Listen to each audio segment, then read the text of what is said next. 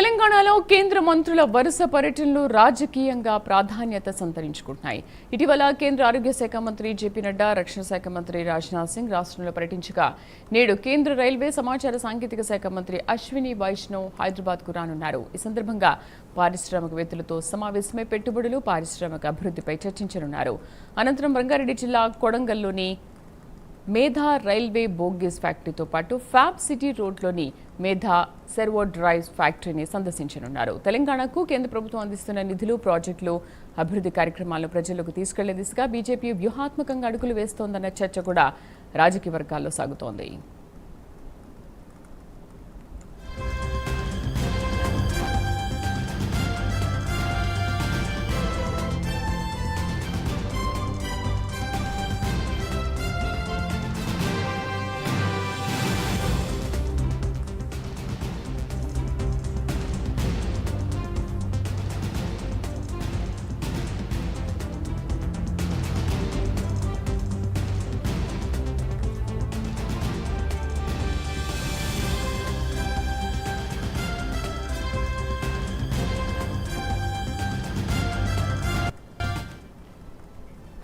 తెలంగాణలో కేంద్ర మంత్రుల వరుస పర్యటనలు రాజకీయంగా ప్రాధాన్యతను సంతరించుకుంటున్నాయి.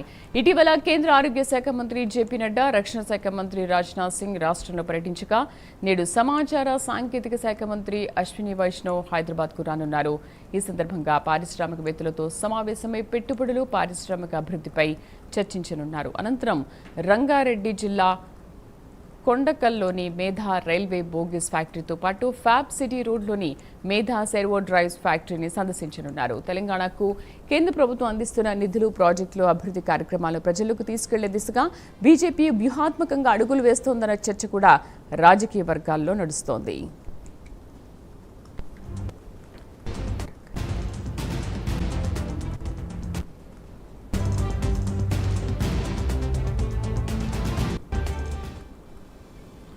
తెలంగాణలో కేంద్ర మంత్రుల వరుస పర్యటనలకు సంబంధించి పూర్తి సమాచారం కరెస్పాండెంట్ నాగేంద్ర అందిస్తారు. నాగేంద్ర, గత కొంతకాలంగా కేంద్ర మంత్రులు వరుస పర్యటనలు తెలంగాణలో చేస్తున్నారు అంటే నెక్స్ట్ రాబోయే ఎలక్షన్స్ లో బీజేపీకి ఒక పునాది అనుకోవాలా ఇది? ఎందుకంటే బెంగాల్ పర్యటన తర్వాత బీజేపీకి సంబంధించినటువంటి హైకమాండ్ చూపంతా కూడా తెలంగాణ రాష్ట్రం పైన ప్రత్యేకంగా ఫోకస్ చేశారనే చెప్పాలి. ముఖ్యంగా అప్పటి నుంచి కూడా ముఖ్యంగా బీజేపీకి సంబంధించినటువంటి అగ్రనేతల పర్యటనలన్నీ కూడా తెలంగాణ కేంద్రంగా జరుగుతున్నాయి. దాంట్లో మొదటగా ప్రధాని మోడీ కానీ, నితిన్ నబీన్ కానీ, అదేవిధంగా మరొక మంత్రి జేపీ నడ్డా తర్వాత ఈరోజు ప్రధానంగా రైల్వే శాఖ మంత్రి, కేంద్ర రైల్వే శాఖ మంత్రి అయినటువంటి అశ్విని వైష్ణవ్ కూడా ప్రస్తుతం హైదరాబాద్లో పర్యటిస్తున్నారు. మరికాసేపట్లో నోవైటల్ కేంద్రంగా మేధావులతో, ముఖ్యంగా పారిశ్రామికవేత్తలతో సమావేశమవుతున్నారు. 1:30 వరకు కూడా, అంటే దాదాపు 2:30 గంటలకు పైగా కూడా పారిశ్రామికవేత్తలతో సమావేశమవుతారు. ఈ సమావేశంలో ప్రధానంగా మోడీ 12 ఏళ్ల పాలనలో తీసుకొచ్చినటువంటి విజయాలు కానీ, చేసినటువంటి అభివృద్ధి కానీ, అదేవిధంగా పారిశ్రామిక పరంగా తీసుకొచ్చినటువంటి అనేక సంస్కరణలకు సంబంధించినటువంటి అంశంలో రైల్వే శాఖ మంత్రి ప్రధానంగా కొన్ని కీలకమైనటువంటి ప్రసంగం చేయబోతున్నారు. అనంతరం అక్కడి నుంచి కొండకల్లో ఉన్నటువంటి మేధా రైల్వే బోగీస్కి సంబంధించినటువంటి ఫ్యాక్టరీని సందర్శిస్తారు. అక్కడ ఉన్నటువంటి ఫ్యాక్టరీకి సంబంధించినటువంటి అంశాలపైన అక్కడ ఉన్నటువంటి రైల్వే అధికారులతో కూడా సమీక్ష సమావేశం నిర్వహిస్తారు. అనంతరం ఫ్యాబ్ సిటీలో ఉన్నటువంటి మరొక ఫ్యాక్టరీని సందర్శించి ఈ 2 ఫ్యాక్టరీలను సందర్శించిన తర్వాత ఈ విధంగా ఆయనకు సంబంధించినటువంటి షెడ్యూల్ కంప్లీట్ అవుతుంది. కానీ ప్రధానంగా మనం తెలంగాణ రాష్ట్రానికి సంబంధించినటువంటి మంత్రులకు సంబంధించినటువంటి పర్యటనని మనం ప్రధానంగా ఒకసారి పరిశీలిస్తే మాత్రం తెలంగాణ రాష్ట్రానికి కేంద్ర ప్రభుత్వం ఏం నిధులు ఇచ్చింది అనే దానిపైనే ఒకవైపు కాంగ్రెస్ నేతలు కానీ, కాంగ్రెస్ మంత్రులు కానీ విమర్శలు చేస్తున్నటువంటి తరుణంలో ప్రధానంగా కేంద్ర మంత్రుల పర్యటనల ద్వారా తెలంగాణ రాష్ట్రానికి కేంద్రం ఏమిచ్చింది, ఏం నిధులు కేటాయించింది, ఏం ప్రాజెక్టులు ఇచ్చింది అనే దానిపైనే ప్రధానంగా ఈ మంత్రులకు సంబంధించినటువంటి పర్యటనలు కొనసాగుతున్నాయని చెప్పాలి. ఎందుకంటే రైల్వే శాఖ పరంగా తెలంగాణ రాష్ట్రానికి ఏమి ఇచ్చామన్న దానిపైన ప్రధానంగా ఈరోజు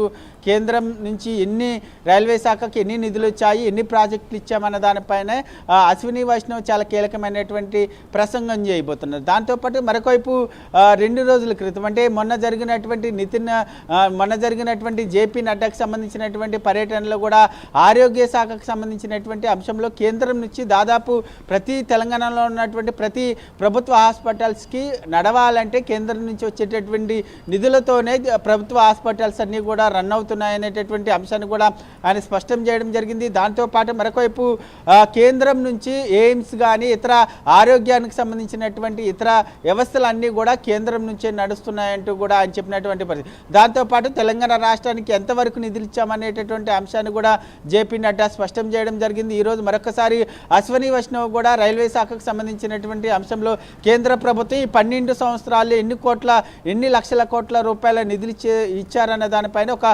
కీలకమైనటువంటి ప్రసంగం చేయబోతున్నారని చెప్పాలి. Right Nagendra, thank you.